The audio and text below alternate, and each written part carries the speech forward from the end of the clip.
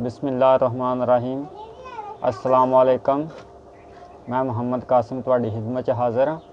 तो असी अज पका रहे हैं मूंगी की दाल। तो असी मूंगी की दाल इस तरीके नाल पकावांगे कि जिस तरह पिंड दे विच पकाई जाती है।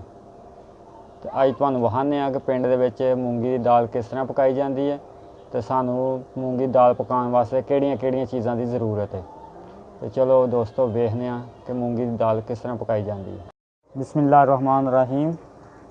असी अग चुल्हे 'च बाल लईए तो हुण असी इस उत्ते रख रहे हांडी। बिस्मिल्लाहिर्रहमानिर्रहीम। हांडी दे विच असी पा रहे हैं घ्यो। बिस्मिल्लाहिर्रहमानिर्रहीम।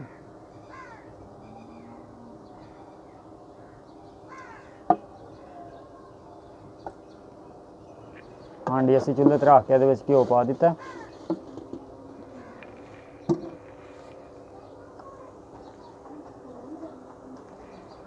इस दे विच असी पा रहे हैं प्याज। बिस्मिल्लाहिर्रहमानिर्रहीम।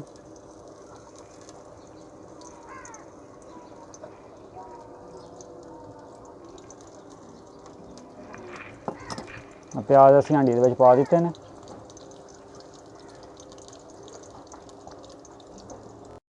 प्याज साडा थोड़ा ब्राउन हो गया, हल्का ब्राउन हो गया। हुण असी इस दे विच पा रहे हैं थोम। थोम साबत ही थोम पा रहे हैं असी।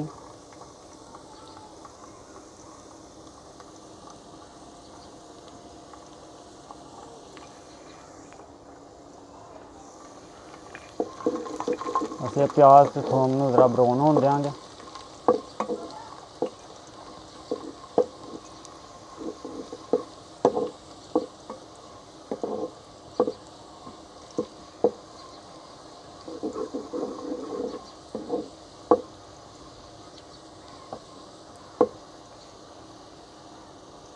हुण असी इस दे विच पा रहे हैं हरियां मिर्चां।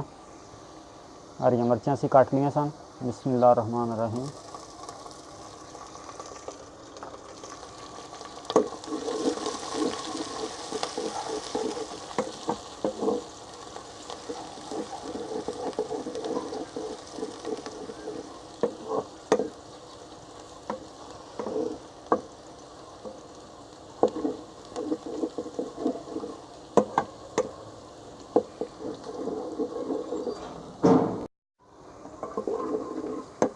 साडा प्याज ब्राउन हो गया। हुण असी इस दे विच पा रहे हैं मिर्चां।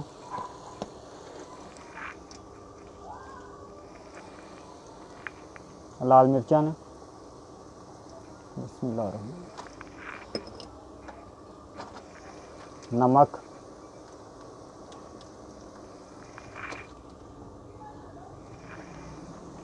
हल्दी,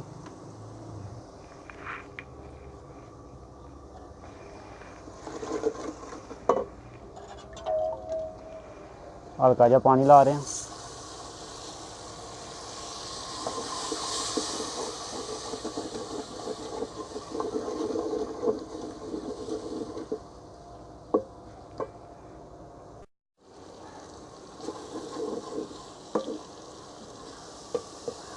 माशाअल्लाह मसाला जिहड़ा है वो भुज गया साडा। हुण असी इस दे विच ला रहे हैं पानी।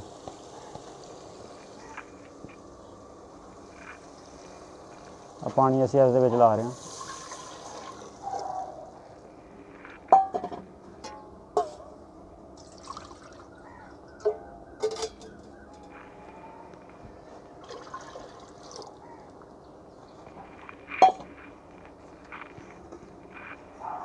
पानी पाने तो बाद असी इहदे उत्ते ढक्कन दे देंगे उबाला आवन तक।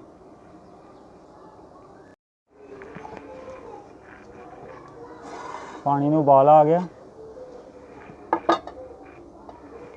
असी हुण इस दे विच पावांगे दाल। मूंगी की दाल है। असी इन्हूं धो के साफ करके तो धो लिया सी। तो असी इस दे विच पा रहे हैं। बिस्मिल्लाहिर्रहमानिर्रहीम।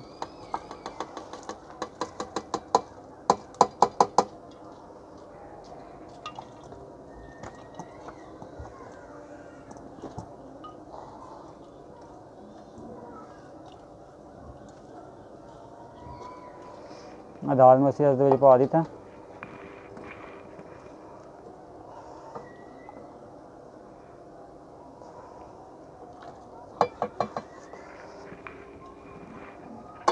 ਅਸੀਂ ਫਿਰ ਇਹਨੂੰ ਉੱਤੇ ਢੱਕਣ ਦੇ ਦਿੰਦੇ ਹਾਂ।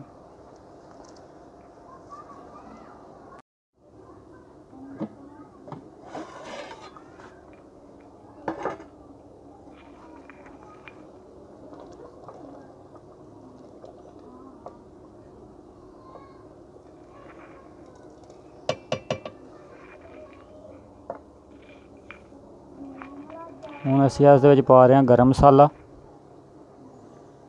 ਗਰਮ ਮਸਾਲਾ ਅਸੀਂ ਇਸ ਦੇ ਵਿੱਚ ਪਾ ਰਹੇ ਹਾਂ।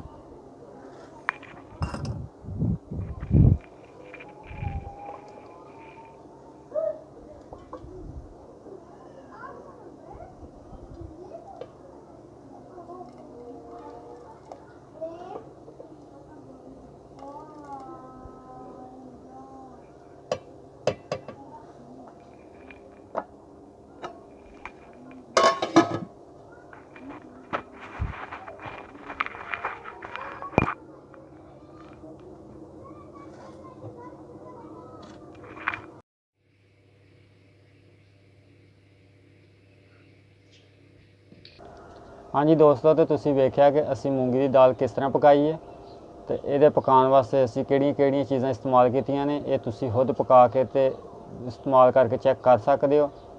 ਤੇ ਤੁਸੀਂ ਇਹਦੇ ਨਾਲ ਹੀ ਸਾਨੂੰ ਇਜਾਜ਼ਤ ਦਿਓ। ਅੱਲਾ ਹਾਫਿਜ਼।